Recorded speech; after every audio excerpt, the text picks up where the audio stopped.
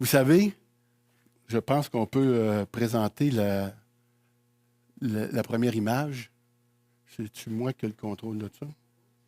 Oui, ah bon, parfait, merci. Une des choses qu'on va devoir faire, Marc en a parlé ce matin, je suis vraiment content qu'il ait parlé de ça. Les chants en ont parlé. Déjà, on est instruit par rapport à cet esprit d'engagement-là devant Dieu. Il va y avoir quelque chose où on va devoir se battre.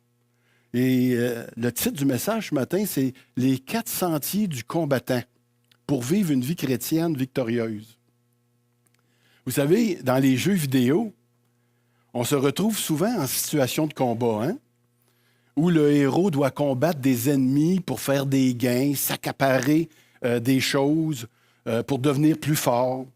Tu fais des gains, tu t'approches de plus en plus de la victoire, puis plus tu t'approches de la victoire, plus tu veux obtenir des gains, puis tu deviens de plus en plus dépendant du jeu. Et tu veux jouer pour accomplir ta mission ultime, tu sais, par rapport au jeu.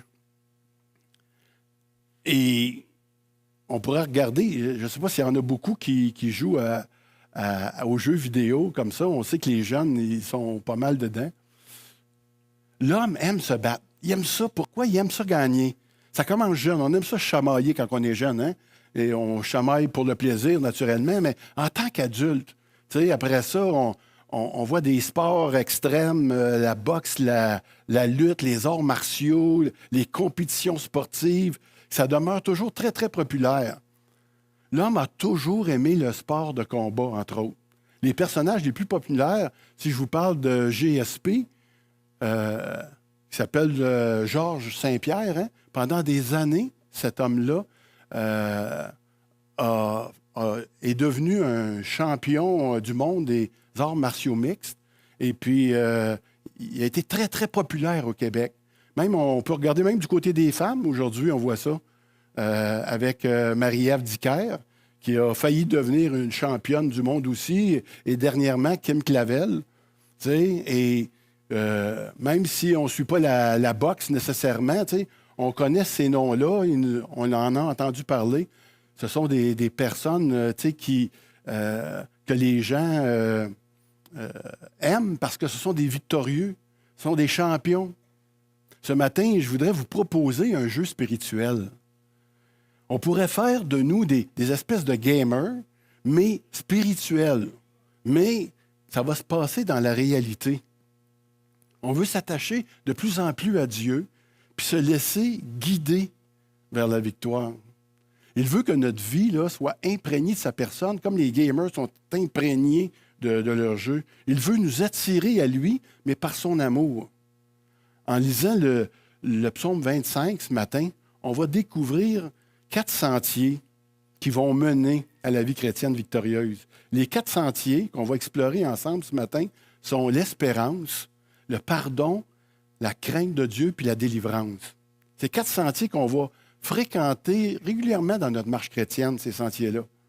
Et pour chacun de ces sentiers, on va voir aussi qu'il y a des défis à rencontrer.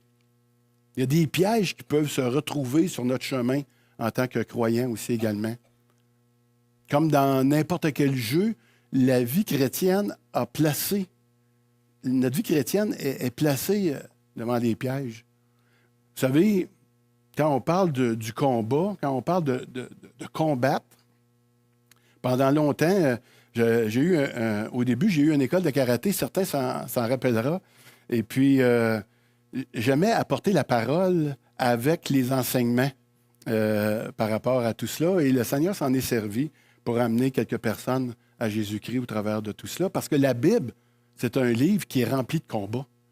Et à ce niveau-là, le chrétien est appelé à combattre, à s'engager dans un combat. Juste avant qu'on y aille plus loin, combien d'entre vous savent ce que ça veut dire si je vous dis que je suis un noob? Il y en a ceux qui savent c'est quoi? Ah, OK. Il y a quelques jeunes, hein? J'ai appris ça cette semaine. J'ai interrogé mes petits-fils, tu sais, parce que ça se passe là dans les jeux, un noob, dans les jeux vidéo. c'est quelqu'un qui est pas tellement bon. C'est pas un compliment, hein? Normalement, quand il t'appelait un noob, là, c'est parce que t'es pas ben bon comme tel. Je voulais juste vérifier avec vous s'il y avait des gamers dans la place. Tu sais? Enfin. Le psaume 25, donc, ça n'a pas changé. Hop, hop, ça s'en vient, c'est bon. Le psaume 25 renferme des prières de David qui montrent qu'il entretenait vraiment une relation intime avec le Seigneur. C'est comme son journal intime un peu. Certains passages peuvent être attribués au reste d'Israël à la fin des temps, mais c'est aussi très, très applicable dans nos vies en tant que croyants. Et c'est un petit peu là-dessus qu'on va s'arrêter ce matin. J'ai divisé le psaume comme en 4 sections, comme je vous l'ai mentionné.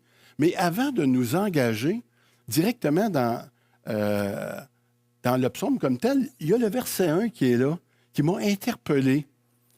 Ça dit « Vers toi, Éternel, j'élève mon âme ». Dans la plupart des versions, ceux qui regardent dans leur Bible présentement, c'est, vous allez voir, « Éternel, je me tourne vers toi ». Mais la nouvelle version, second révisée, dit « Vers toi, Éternel, j'élève mon âme ». J'aime beaucoup cette version-là. C'est l'invitation que David nous fait ce matin. David et Dieu nous font cette invitation-là. Veux-tu vraiment ce matin élever ton âme à l'Éternel? Es-tu prêt à accepter le défi que Dieu te lance ce matin et veux-tu te rendre jusqu'au bout?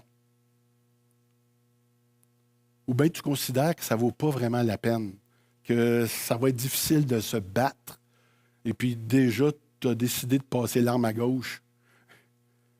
Vous savez, la semaine dernière, on a voté pour unir nos 2 églises, hein?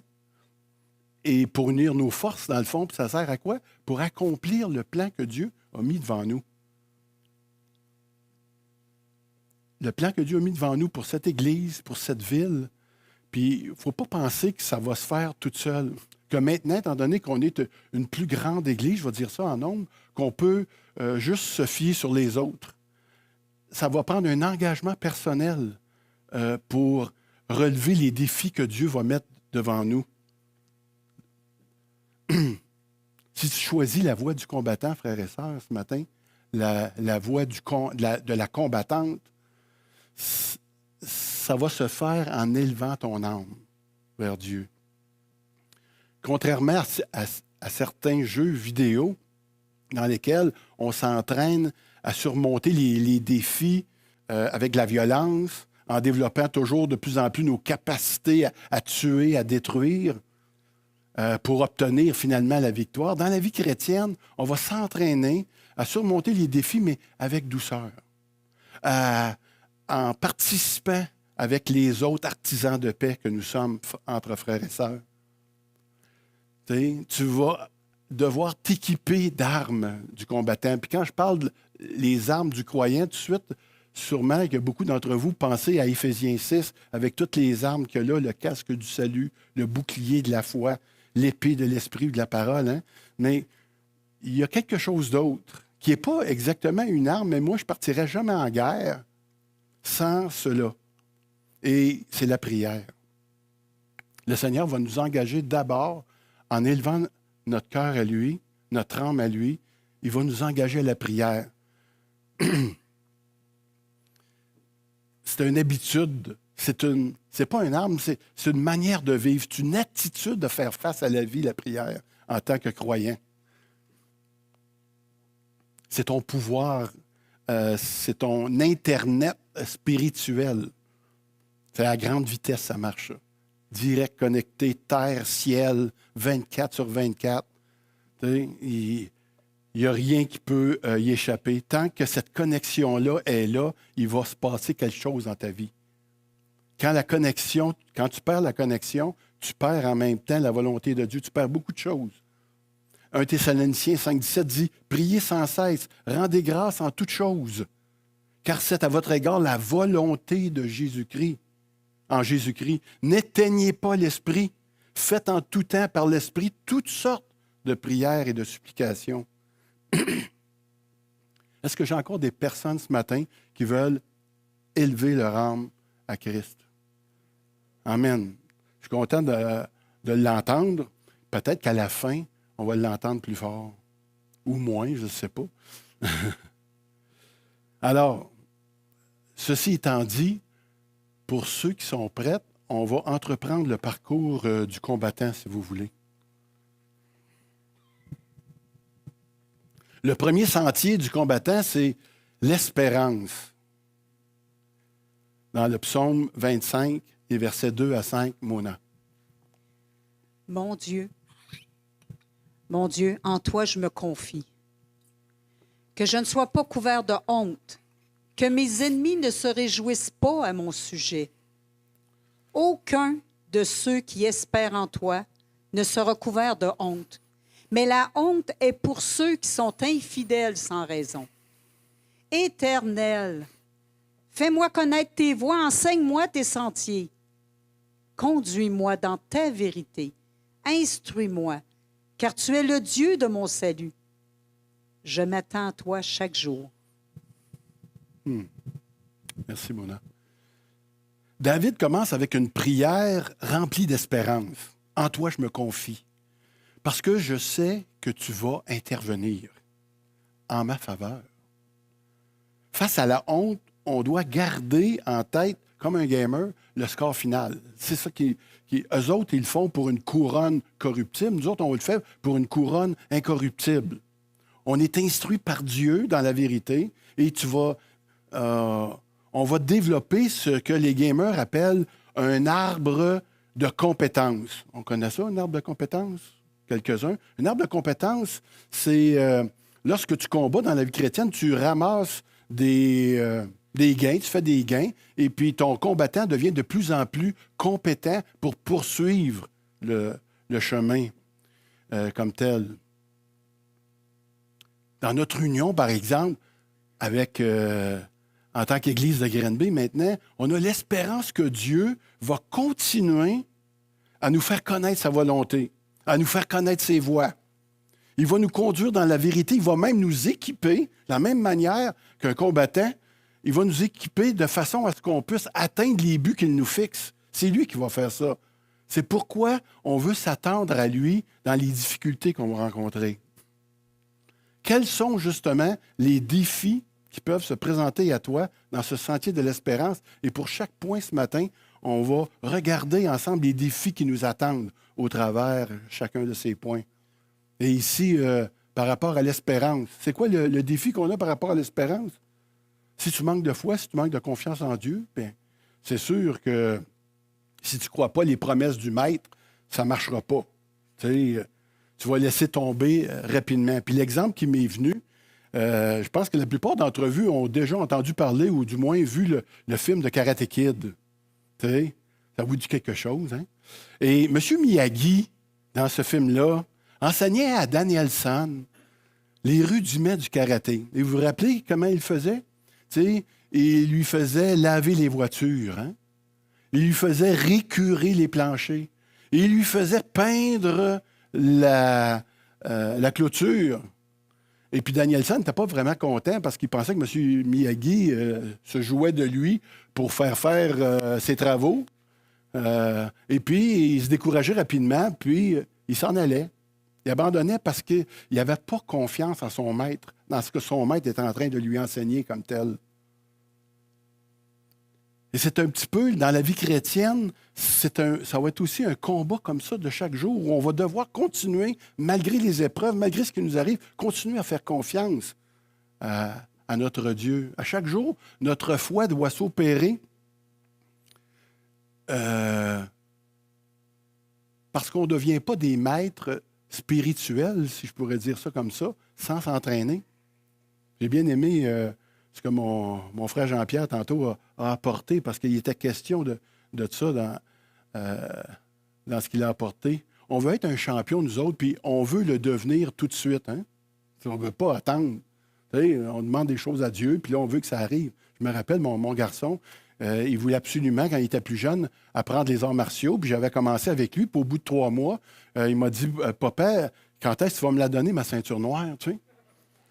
Fait que Bien, c'est normal. Lui, il venait de voir le film Karate Kid, mais en 1 heure et demie, le petit gars, il part de rien, puis il devient champion du monde. Puis du moins, ça fait déjà 3 mois. J'espère que j'ai fait de ma part. Pauvre petit gars. Ben, il dit non, c'est pas comme ça dans la vraie vie, tu sais, nécessairement.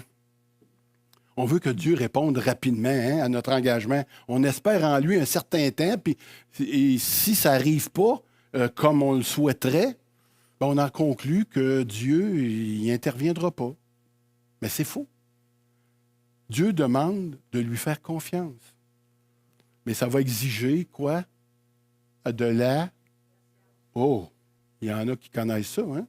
Ça va exiger de la patience. Jacques dit, l'épreuve de notre foi produit patience, endurance et toutes ces choses-là. Combien de personnes ici ont déjà fait des prières qui n'ont jamais été répondues? Malgré nos prières ferventes, le ciel est demeuré silencieux. Ça peut être décourageant des fois, puis ça peut vraiment miner notre foi. En tout cas, notre vie de prière, très certainement. Quand tu demandes et qu'il n'y a rien qui se passe, on dirait qu'on finit par abdiquer. C'est sûr que quand tu as fait 5 rondes puis que tu les as perdu les 5 sur un combat de 10, ça se peut que tu laisses tomber la serviette, hein? Que tu veuilles jeter la serviette, comme on dit. C'est là qu'on a besoin d'espérer en Dieu. Il est avec nous pour tout ce qu'on est en train de faire, puis dans cet engagement-là. Un autre point ce matin.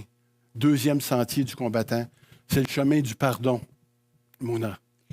Éternel, souviens-toi de ta compassion et de ta bonté, car elles sont éternelles. Ne te souviens pas des fautes de ma jeunesse, de mes péchés.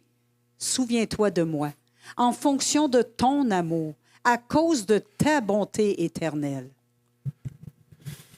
C'est quoi le verbe qui revient le plus souvent dans ce court texte? Se souvenir, hein? Pourtant, Dieu n'est pas amnésique.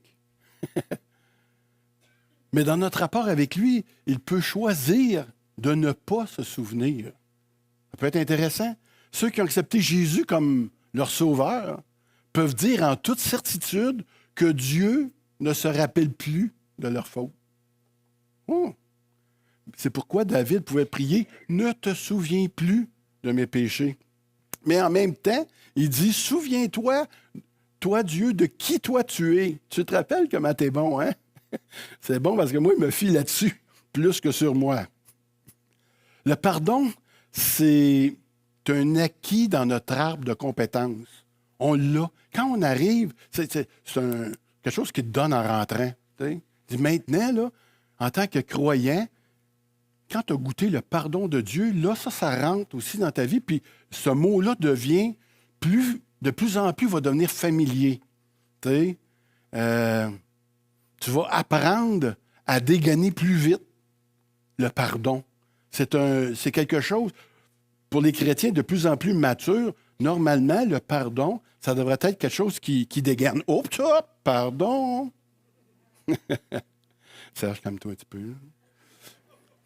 Dans le monde du jeu vidéo, le pardon, c'est une facette apparemment de plus en plus présente. Quand je vous dis ça, moi, j'ai jamais joué aux jeux vidéo. Tu sais, je suis un noob. Mais tu sais, mais le pardon, c'est une facette de plus en plus présente. Dans le sens du concepteur, ce qu'il a voulu faire, il a accordé des vies supplémentaires, apparemment, pour pouvoir continuer le jeu sans recommencer au début. Parce que son but, au concepteur, c'était de ne pas te décourager. Intéressant. Et même qu'est-ce qu'il a fait? Il a fait en sorte aussi que si tu te blesses, tu guéris presque instantanément. Tu sais, tu deviens vraiment un héros. Là. Tu peux guérir en quelques secondes. Fait que tu as des vies presque à l'infini dans ça. T'sais. Avec le Seigneur, je pourrais dire que c'est un petit peu la même chose. Il ne se souvient plus de nos fautes. Il nous fait continuellement grâce. Il ne veut pas nous voir échouer. Il ne veut pas nous voir découragés. Il nous donne le pouvoir de tout recommencer à neuf par le pouvoir du pardon tout le temps. Tout le temps prêt. Savez-vous, c'est quoi le problème du péché, souvent? Le problème du péché, c'est pas que Dieu arrête de te pardonner. Le problème du péché, c'est que toi, tu arrêtes de lui demander pardon parce que tu penses que là, tu es allé trop loin. Dieu est disposé à nous pardonner en fonction de son amour et non selon nos fautes. J'avais un petit chien, un petit Yorkshire. Elle nous a enseigné le pardon d'une manière qui est difficile à imaginer, mais mon petit Yorkshire, à un moment donné, je ne sais pas pourquoi, il faisait pipi dans le coin à côté de sa couche, il faisait pipi dans le coin sur mon plancher de bois franc, puis il l'a tout brisé au complet. Puis, ça m'est arrivé souvent de la disputer, puis de la chicaner, puis d'y parler fort à cause de ça. Et puis, ça ne prenait pas que quelques secondes. Voilà pas mon petit chien qui s'en venait à côté de moi, puis il se frottait. Puis c'est comme s'il me disait, « Papa, prends-moi dans tes bras, je sais que tu m'aimes, puis moi, je t'aime trop, puis je m'ennuie. Ça me fait rien, tu sais. » Fait que là, tu sais, je n'étais pas capable de lui refuser rien, tu sais. On l'appelait chatonne mignonne, tu sais, quand même. Tu sais, comment tu veux refuser chatonne mignonne? Bien, c'est la même chose avec le Seigneur. On aura beau faire des bêtises à répétition, mais quand on va venir vers lui, il va toujours accepter de nous prendre. Il va toujours vouloir nous prendre dans ses bras. Il va toujours vouloir nous rassurer de son amour, continuellement. On continue? On va continuer avec le pardon. On est bien parti. Dans les versets 8 à 11 maintenant. L'Éternel est bon et droit. C'est pourquoi il montre aux pécheurs la voie à suivre. Il conduit les humbles dans la justice. Il leur enseigne sa voie. Tous les sentiers de l'Éternel sont bonté et fidélité pour ceux qui gardent son alliance et ses commandements. C'est à cause de ton nom, Éternel, que tu pardonneras ma faute, car elle est grande. Merci, Mona. Dieu conduit les humbles dans la justice. L'humilité, c'est une compétence qu'on doit développer dans notre arbre de compétences. Elle ne nous a pas donné nécessairement quand on arrive, comme le pardon. Une compétence, c'est quelque chose que tu apprends. Dans ce cas, c'est par la parole qu'on va l'apprendre, cette compétence-là. L'humilité, c'est de laisser Dieu être Dieu. Une phrase facile. Regarde, tu as du trouble, bien, laisse donc Dieu être Dieu. Oh, c'est un peu. Phrase facile à dire, mais peut-être pas si facile à faire. Hein? Une autre phrase, c'est l'humilité, c'est de se soumettre les uns aux autres, de voir les autres comme étant au-dessus de nous. Une autre petite phrase facile à dire, mais peut-être pas si facile à faire que ça. On a besoin du Seigneur pour être capable d'accomplir ces choses-là. L'humilité, c'est de reconnaître aussi que le Seigneur t'a donné des dons, puis il en a donné aux autres. Fait que ça, tu peux pas dire « Ah, moi, j'ai pas de dons. » Ça, c'est pas être humble, ça. C'est être orgueilleux, parce que tu sais que le Seigneur t'a donné quelque chose. Peu importe qui tu es ici ce matin, c'est un croyant, né de nouveau, le Seigneur t'a donné un don, minimum. Tu en as donné aussi plusieurs, puis il en a donné aux autres, puis c'est pour ça qu'on a besoin de travailler ensemble. On ne peut pas tout faire, puis on a besoin des autres pour arriver à le faire aussi. Jésus, lui, a accepté quoi? Le don que Dieu lui proposait. C'était quoi le don que Dieu lui a proposé? Pas un drôle de don. C'était la croix.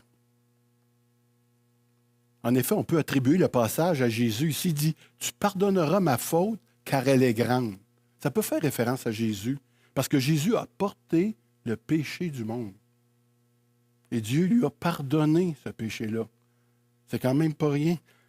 Jésus, quand il s'est substitué à nous, il a porté sur lui le péché du monde et Dieu a pardonné cette faute-là parce qu'il pouvait le faire envers Jésus-Christ. Personne ne peut prétendre mériter la clémence de Dieu. Dieu ne pardonnera jamais quelqu'un en fonction de qu'est-ce qu'il accomplit. Mais à cause de l'œuvre de Jésus-Christ, à cause de la croix, écoutez, la croix, c'est l'événement central dans l'histoire de l'humanité. C'est quoi les défis qu'on se retrouve sur le sentier du pardon? Si tu caches ta faute, si tu ne veux pas la confesser, bien, le pardon ne peut pas être là. Ça va commencer de même dans la vie chrétienne, la confession, puis ça va continuer dans notre vie de croyant aussi, de cette manière-là. Des fois, vous savez, on demande la délivrance du bout des lèvres. Seigneur, j'aurais besoin de... que tu m'aides un peu, tu sais, avec mon péché de... je ne sais pas trop quoi, là. Mais toi, Seigneur, tu le sais. Voici une prière qui ne serait pas du bout des lèvres et qui pourrait peut-être être efficace. Voici. Seigneur, délivre-moi de ma suffisance. Délivre-moi de mes penchants adultères, de mes regards furtifs, de mes pensées vagabondes qui ne t'honorent pas. Saisis-toi de moi et fais de moi ce qu'il faut pour que je sois libéré une fois pour toutes. Je te donne le plein pouvoir, peu importe ce qui va arriver. Pensez-vous qu'une prière comme ça risquerait d'avoir un effet dans ta vie? Mais savez-vous pourquoi on ne la fait pas, cette prière-là, avec autant d'intensité? Parce que de dire ça à Dieu, on ne sait pas ce que ça va nous coûter dans notre vie. On ne sait pas de quelle manière Dieu va nous emmener à changer notre vie avec une prière comme celle-là.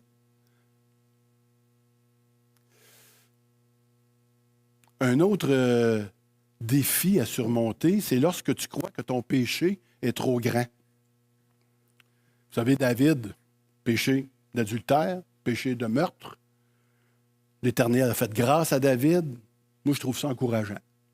Tu sais, veut dire, si Dieu est capable de pardonner un meurtrier, un adultère, disons que si on se présente devant lui, on est en bonne position. Quand même. Hey, Seigneur, regarde, tu t'as fait à David, puis moi, bon. Tu sais, ça y va. J'ai... dans le livre de Gloire en gloire, je pense qu'il y en a qui ont commencé à le lire ici, hein, avec Dane Ortland. Il nous dit que le pardon de Dieu est directement lié à son amour. Si tu penses que tu ne le mérites pas, que ton péché est trop grand ou que ça fait trop longtemps que tu malmènes son amour, ça, c'est lui qui dit ça. Le péché, là, malmène l'amour de Dieu. Mais vous, ça, cette phrase-là, on malmène l'amour de Dieu dans le péché. Et savez-vous ce que ça fait? À force de malmener l'amour de Dieu, à force de le niaiser ou de niaiser toi-même dans ta vie, quand tu arrives devant Dieu puis que tu n'as pas arrêté de malmener son amour, sais-tu qu'est-ce que Dieu fait? Il t'aime encore plus. Parce que là où le péché a abondé, la grâce, elle a surabondé. Lui, c'est un champion de la grâce de Dieu. Lui, là, nous autres, on n'a pas de fond dans le péché. Bien, lui, il n'a pas de fond dans son amour.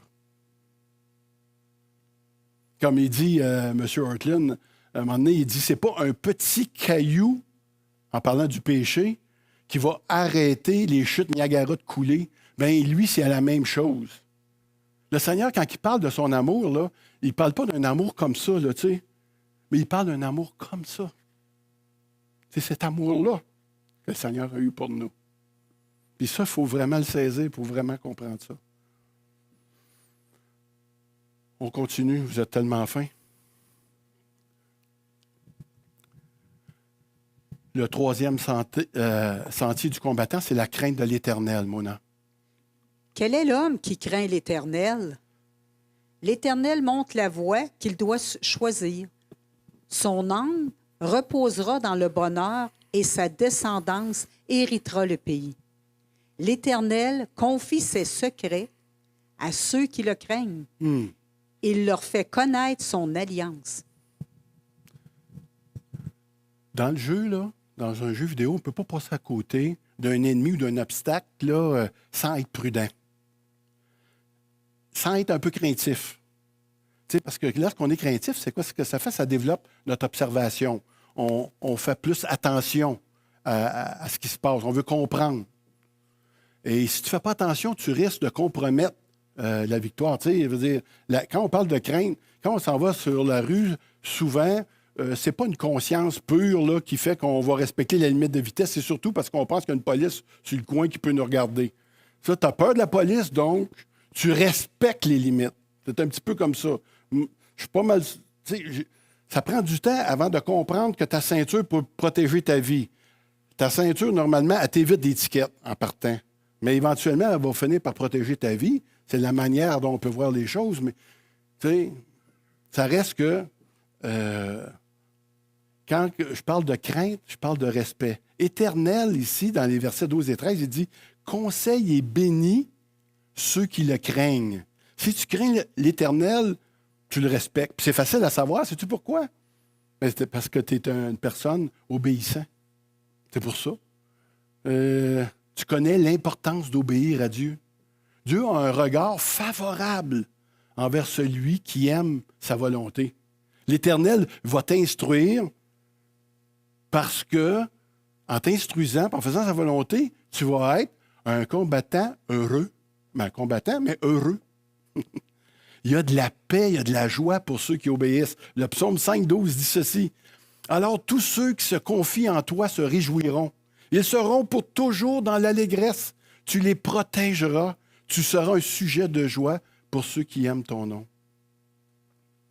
Le verset 14, mettons que vous avez tout échappé ce qu'on a dit jusqu'ici, mais là, le verset 14, prenez-le là. Le plus précieux peut-être pour toi ce matin. Il confie ses secrets à ceux qui le craignent. Ça veut dire que quand tu confies un secret à quelqu'un, c'est parce que c'est ton ami. Hein? Puis, tu sais, tu y fais confiance. Bien, lui, le Seigneur, c'est ce qu'il fait. Il confie son secret à ceux qui l'aiment.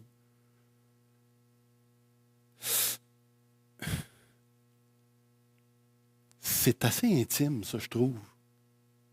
Il s'occupe de toi d'une manière spéciale, particulière.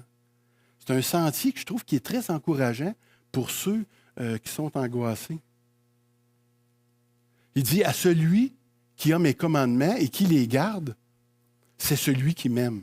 Et celui qui m'aime sera aimé de mon Père. Je l'aimerai et je me ferai connaître à lui. Si quelqu'un m'aime, il gardera ma parole et mon Père l'aimera.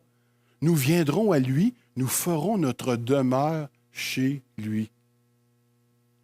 Quand je regarde la petite photo, tu sais,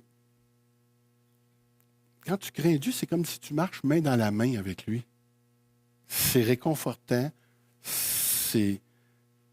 Qu'est-ce qui peut t'arriver? Vraiment. C'est quoi les défis sur le sentier de la crainte de l'Éternel? Bon, ben, c'est de prendre Dieu à la légère, niaiser avec le péché, ou vivre ta vie avec Dieu en périphérie. Quand je veux dire en périphérie, moi, c'est que tu veux marcher dans les deux mondes. Un petit peu de Dieu, un petit peu de toi, un petit peu les autres. Un petit peu de Dieu, un petit peu de toi, un petit peu des autres.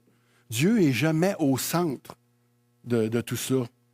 Dieu ne veut pas qu'on soit juste de bons chrétiens, mais il veut qu'on soit des disciples, des adeptes. Pareil comme les gamers. Les personnes qui vivent avec un pied dans le monde perdent rapidement la soif spirituelle. Je ne sais pas si ça vous a déjà arrivé. Pour combattre, on n'a pas besoin de s'embarrasser des affaires de la vie. 2 Timothée 2,4. Il n'est pas de soldat qui s'embarrasse des affaires de la vie s'il veut plaire à celui qui l'a enrôlé. Jacques 4,4. Adultères que vous êtes, ne savez-vous pas que l'amour du monde est inimitié contre Dieu? Celui donc qui veut être ami du monde sera ennemi de Dieu. Ami, ennemi. Lorsque tu essaies de vivre dans les deux mondes, je suis sûr que ça a arrivé à beaucoup de personnes, à quelque part, parce qu'à un moment donné, on se fait hésiter, mais on ne sait pas trop. Mais, tu sais, tu perds le goût de prier, tu perds le goût de te réunir vraiment. Les prédications, les enseignements, la lecture de la Bible, tout ça, ça devient quelque chose d'ennuyeux. Tu manques de saveur à un moment donné. Tu perds ton appétit pour ces choses-là. Ça te met hors de combat, tout simplement. Ça fait la guerre à ton âme. 1 Pierre 4,2, il dit, si vous voulez vivre non plus selon les convoitises des hommes, mais selon la volonté de Dieu, pendant le temps que l'homme, qu'il lui reste à vivre dans la chair. On n'a pas beaucoup de temps à vivre. On est déjà pas mal avancé parce que ça passe vite la vie. On va aller dans notre dernier sentier du combattant, Mona.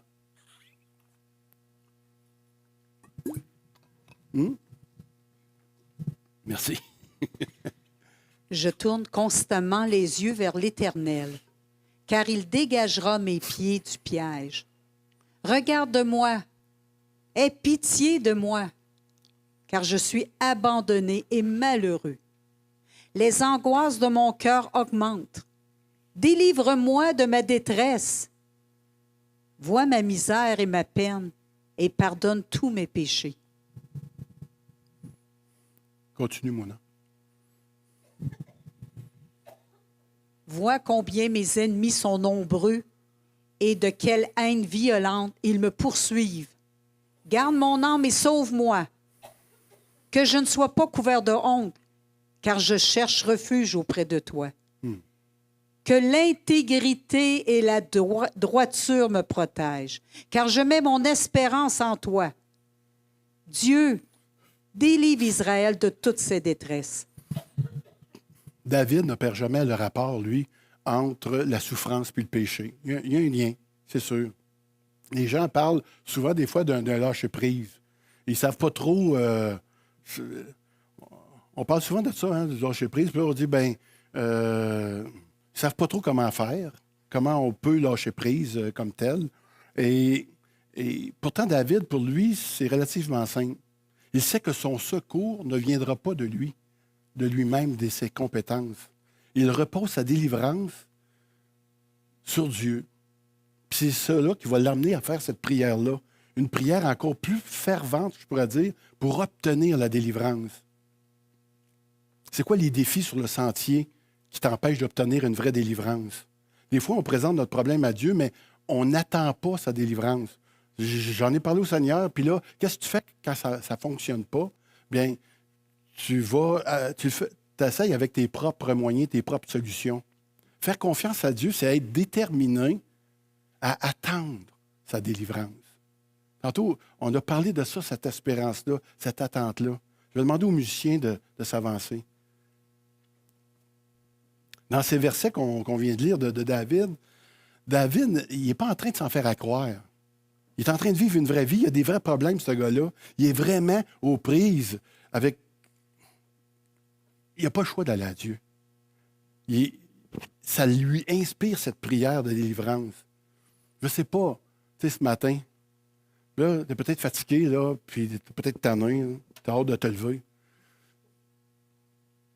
J'aimerais qu'on prenne 2 petites minutes qui vont rester pour se concentrer sur ce que je vais vous dire maintenant. J'aimerais ça que tu puisses rentrer en toi-même, peut-être même. Je ne sais pas si tu te sens envahi par trop de problèmes ou un problème en particulier. Peut-être que tu éprouves un sentiment de découragement.